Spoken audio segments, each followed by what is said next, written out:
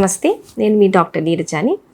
ఎంతోమంది పెద్దవారిలో గూడు నొప్పి అనేది చూస్తూ ఉంటాం అన్నమాట. ఈ నొప్పి ఎట్లా ఉంటుంది అంటే మామూలుగా రోజంతా కొంచెం భారంగా నొప్పిగా అనిపిస్తూ ఉంటుంది.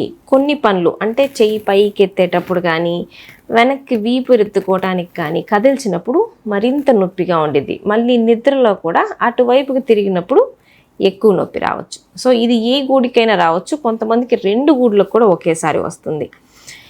ఇది ఫ్రోజన్ షోల్డర్ అంటాం అన్నమాట. చాలా వరకు 40 దాటిన వాళ్ళలో చూస్తూ ఉంటాం. ఎక్కువ శాతం షుగర్ ఉన్న వాళ్ళలోనో, థైరాయిడ్ ఉన్న వాళ్ళలోనో, కొంతమందికి పార్కిన్సన్స్ వ్యాధి ఉన్న వాళ్ళల్లో, అంటే ఎటువైపు పార్కిన్సన్స్ ఎక్కువగా ఉందో ఆ సైడు ఈ గూడు నొప్పి రావచ్చు. కొంతమందికి పక్షవాతం వచ్చిన తర్వాత కూడా ఆ పక్షవాతం వచ్చిన వైపు ఈ గూడు నొప్పి అనేది చూస్తూ ఉంటాం అన్నమాట. మరి కొంతమందిలో అయితే ఎటువంటి కారణం లేకుండా కూడా ఇది మొదలవ్వచ్చు.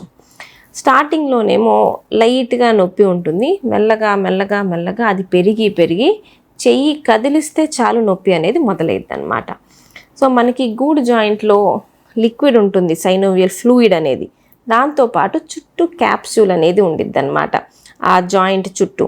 సో మనకి ఈ గుజ్జు తగ్గినప్పుడు కానీ, ఈ క్యాప్సూల్లో ఎదషన్స్ అంటే కొన్ని మూత పడ్డప్పుడు కానీ మనకి ఇట్లా చేంజెస్ అనేది రావచ్చు.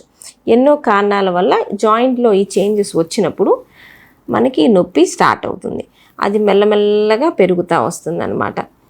సో ఇది ఒకసారి మొదలైన తర్వాత మనం చెక్ చేసుకోవాలి, ఎందువల్ల మనకు వచ్చింది. షుగర్స్ ఏమైనా కంట్రోల్ తప్పాయా, వేరే హెల్త్ ప్రాబ్లమ్స్ ఏమైనా వచ్చాయా, పార్కిన్సన్స్ లాంటిది ఏమైనా స్టార్ట్ అవుతుందా. సో ఇట్లాంటివన్నీ చెక్ చేసుకొని మనం దీనికి ట్రీట్మెంట్ వీలైనంత తొందరగా స్టార్ట్ చేసుకోవాలి. సో మెయిన్ ట్రీట్మెంట్ దీనికి ఏంటి అంటే ఎక్సర్సైజెస్. ఆ జాయింట్ ఎంత బాగా మూవ్ చేసి ఎంత తొందరగా మొత్తం ఓపెన్ అప్ అయితే అంత తొందరగా మనకి ఇబ్బంది అనేది తగ్గిద్ది. స్టార్టింగ్ స్టేజెస్లో మాత్రం అందరికీ నొప్పుల బిళ్ళలు అయితే వాడుకోవాల్సి వచ్చింది.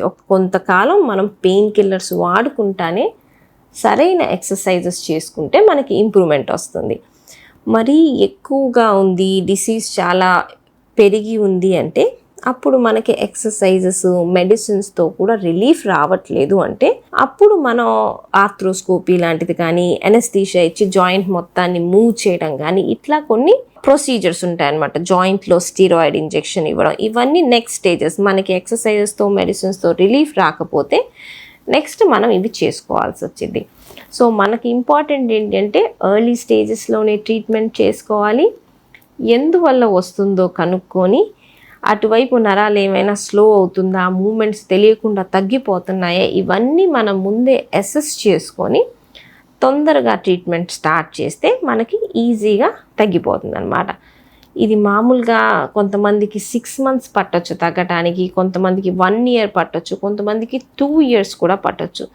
చాలా ఓపిక్గా దీన్ని మనం ట్రీట్ చేసుకుంటా వెళ్ళాలి. కొంతమంది ఎక్సర్సైజ్ చేసి నాకు తగ్గలేదు అని వదిలేస్తారు. కానీ మనం అట్లా చేయకుండా దీన్ని కొంచెం మెల్లగా పేషెన్స్తో మనం ట్రీట్ చేసుకోవాలన్నమాట. Thank you.